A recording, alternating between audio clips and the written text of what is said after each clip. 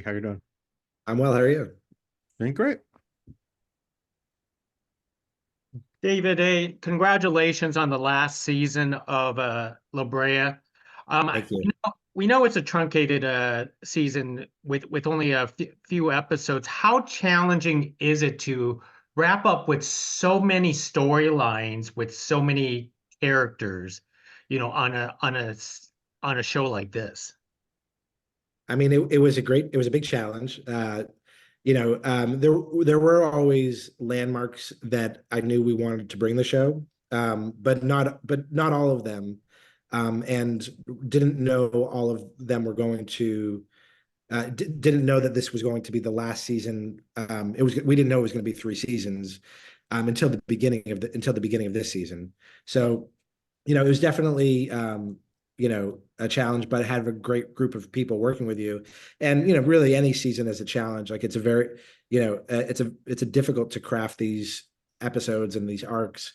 But we worked really hard at it, and I think we're really proud of what we were able to come up with. And I think for the fans who have been there from the beginning, it's going to be a really emotionally cathartic season for a lot of them, and a surprising season as well.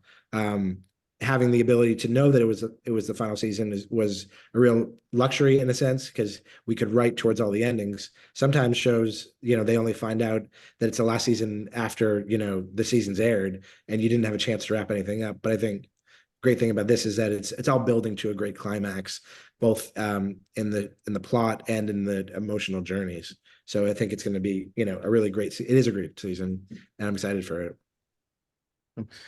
And David, one thing I love about the show, it kind of like reminded me of a lot of the childhood shows that I watched when I was a kid, like Land of the Lost, Doctor Who, and now Yeah. to wrap it up with 6 episodes. What is it like to do a show where you had a little bit more length, but now you're truncated into like 6 episodes to try and tell the whole story and finish it up? 6 episodes. I mean, it's still a lot. There is still a lot of time. 6 episodes. It's they're 40 minutes each, 240 minutes. So it's a really long movie. And I think it's it's an exciting thing to be able to do that.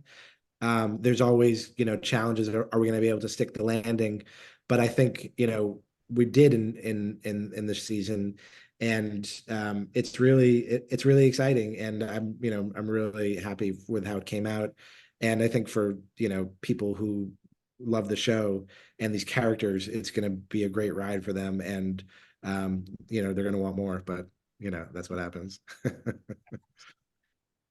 David, I'm going to pick your brain a little bit on your decision making for the past 3 seasons, because when you're doing a series like this all about time travel, you could pick so many different time periods to utilize for this show. How do you personally pick these time periods? Do you just like come out and say, 10,000 BC is a good time, or 1988 is a good time? I mean, what's your thought process in all of this?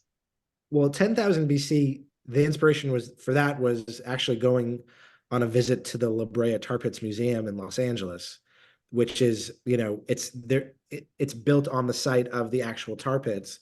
And I visited the museum one day, and they have all these great exhibits of saber-toothed tigers and mastodons.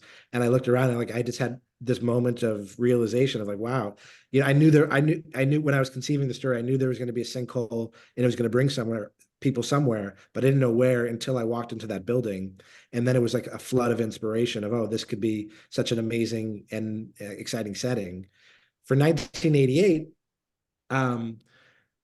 God, I can't even remember why we did that. That's so long ago. For 1988, part of it was that it's just a fun. The 1980s were a lot of fun. There's something kitschy and cool and different about 1988, which is so different from 10,000, such a difference from 10,000 BC and from 2021, where the story begins.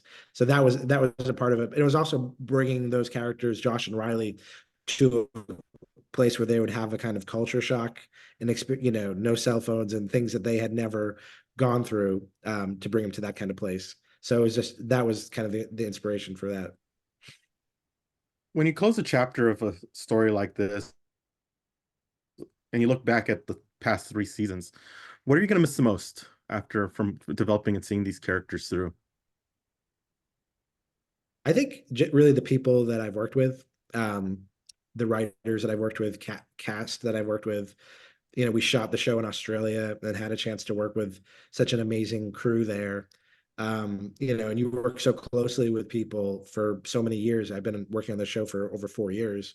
So it's really the relationships that you form, and people you work so closely with that you move on from and hope that you have a chance to come back together again one day.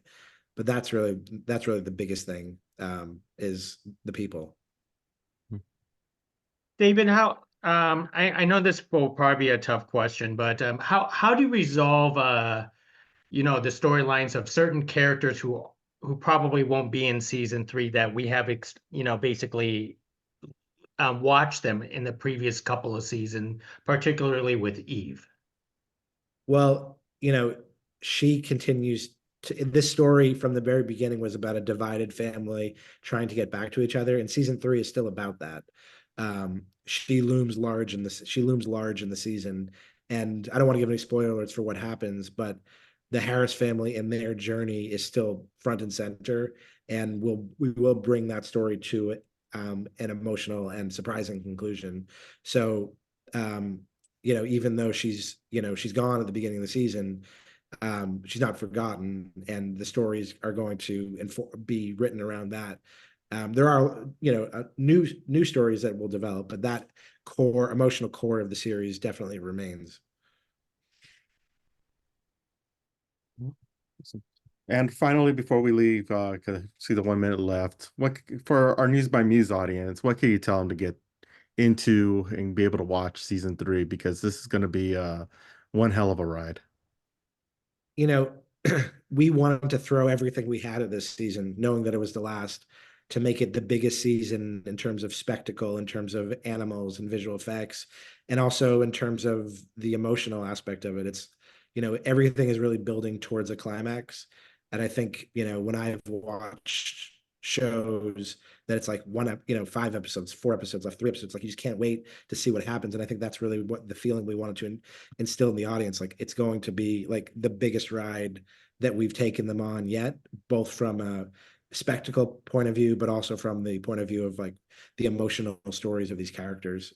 So it's a really exciting show, and we just tried to put everything we had into it. And I think it's going to be, you know, I think you can already tell from the previews that are coming out that it's really epic, and something that you don't really get a chance to see on particularly on network television. It's just amazing how, you know, so many talented people can create, not just me, but I didn't call myself talented, but so many talented people from, you know, so many different departments can create this, you know, huge and amazing and also intimate thing. I think we're all really proud of what we've done. Yeah, trust me, David, you're talented. I'm gonna tell my mom that. David, what are you going to miss the most about the series, and are you going to, you know, keep anything as a keepsake from that production? Because I mean the props on this show is amazing. You know, I was in Australia for, you know, the end of the show, and I was looking through the old prop closet of all the things that we had, and definitely took a couple things. I would have liked to take the Peterson Museum from the clearing, but it was a little too big. I would have liked to take like the upside down bus. Like, see, the problem is like some of the props are just so big that they won't, you know, I could put them as like an art piece in my backyard. But I definitely took a couple of things. And you know what I'll miss is, you know, definitely, as I said, the people I worked with, but it's also, you know, the getting a chance to work with, you know, work with people from around the world, and getting a chance to have your, you know, the things that you conceive, you know, go be seen by so many millions of people around the world. It's just an amazing thing, that little ideas that you have can get out there into the world like that. And I'm already working on new projects, so there will definitely be more stories from me. But this one is definitely close to my heart because it's the first show that I've created. Um, and it's a really special the ride that I was able to go on over the last few years. So, it'll always hold a really special place in my heart. Most definitely. Thank you very much. Thank you guys.